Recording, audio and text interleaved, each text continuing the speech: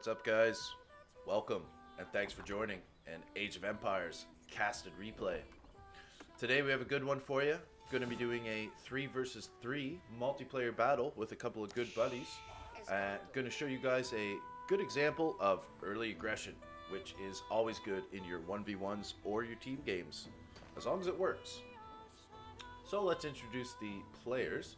We have myself, Blue, spawning in the northwest, Lebaked, playing as the French.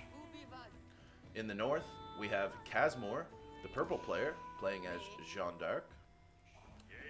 And as the teal player over in the east, the northeast, we have Kinetics playing as the English.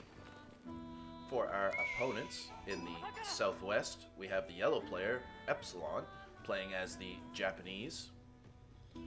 In the south, we have some guy with a Chinese name playing as Zhuji's Legacy. And in the southeast, we have another Japanese player, the Money Store, playing as the Japanese. So, pretty standard stuff for the beginning. Everybody just trying to run around and gather up all the sheep they can get and do a little scouting. Somewhere out on the map, yes, I suppose Jeanne d'Arc, she's still going to gather and build here for a little bit before she gets out on the map to try to level up.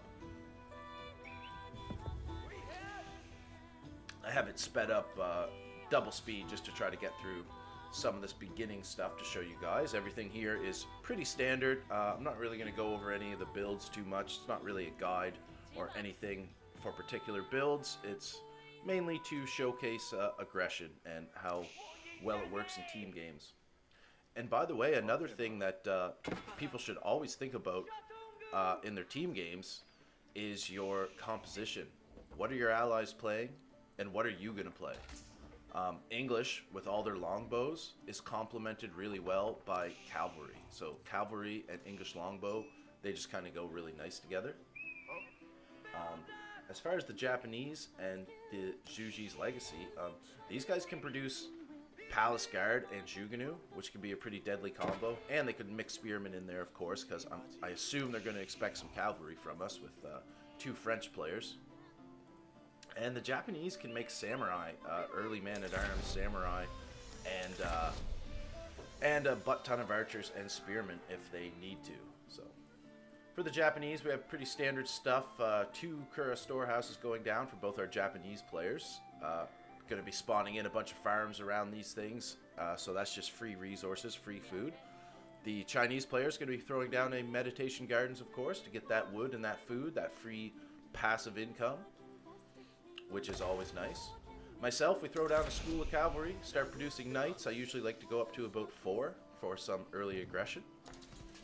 Jeanne d'Arc is now upgraded to a woman-at-arms. She's going to be getting out on the field along with producing some knights to go kill some boar and fight some stuff so that she can start leveling up.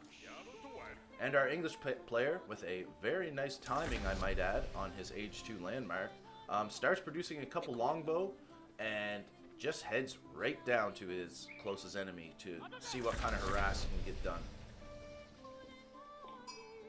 And a lot of people don't realize, you don't need a huge army or like a 20 longbows and 20 man-at-arms before you're ready to attack. Just a couple units, when they don't have any, will do so much work.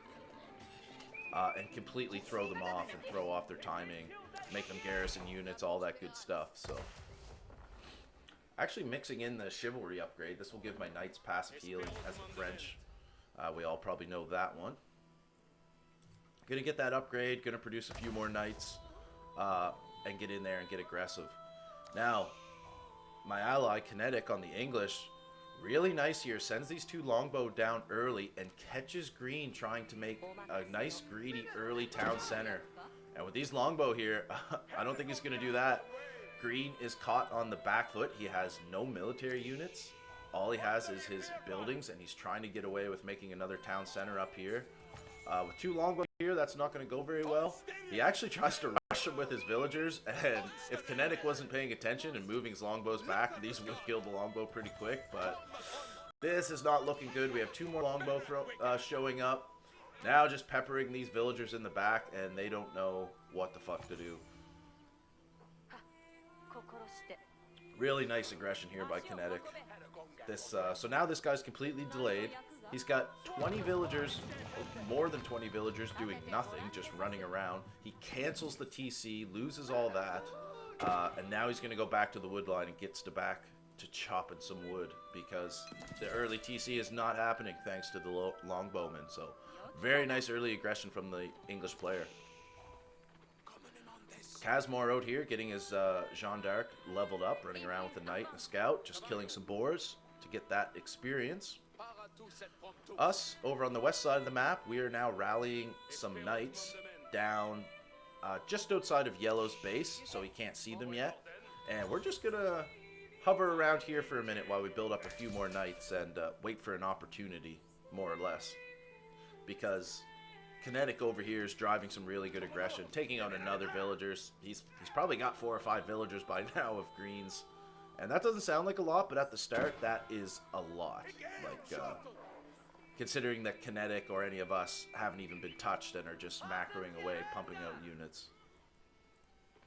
So Jeanne d'Arc decides she's going to hang around here with these longbow, provide a little bit of a support, which is a good idea. I think these guys were maybe rallied up here, and Buddy was sleeping at the wheel, because I'm sure he's kind of scrambling, trying to get some stuff built. He now throws down a barracks because he's forced to. Puts it right in the way of his Kura storehouse just because he's desperate to slap something down. So just this rush and this pressure that Kinetic's putting on, which is really costing him nothing because he's still macroing back at home.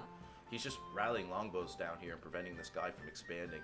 But now he's in full panic mode. He's throwing up walls. He's throwing down military buildings. He completely messed up his farm here. So yeah, like I said, not to sound like a broken record, but that's just all this like beautiful early aggression doing really well. Now Yellow, the guy way over here on my side, is sending units over to try and help, but a couple at a time just isn't going to do anything against this many longbow at the moment.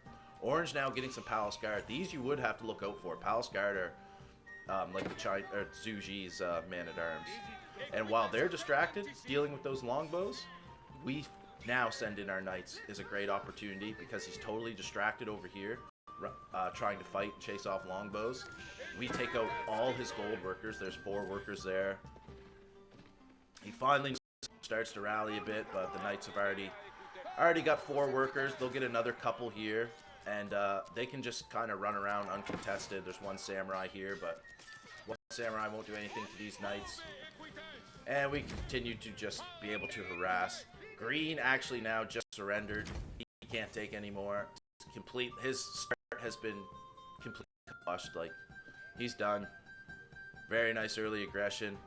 Now Yellow actually surrenders too because he has nothing to deal with this. He has 1 barracks and a bunch of samurai. So this guy's pretty much done. We got some good early aggression in on him, and then the Orange just surrenders because he's not going to stay in a 3 versus 1. So very good job to my teammates. That was a very good example of early aggression. That was really fast win. So that felt pretty good because it was executed so well. So GG to everybody though. You know, we're not pros. So if you're silver to gold to plat, this could definitely apply to you and help you out a bit. So good luck on your next game, and let's see that early aggression.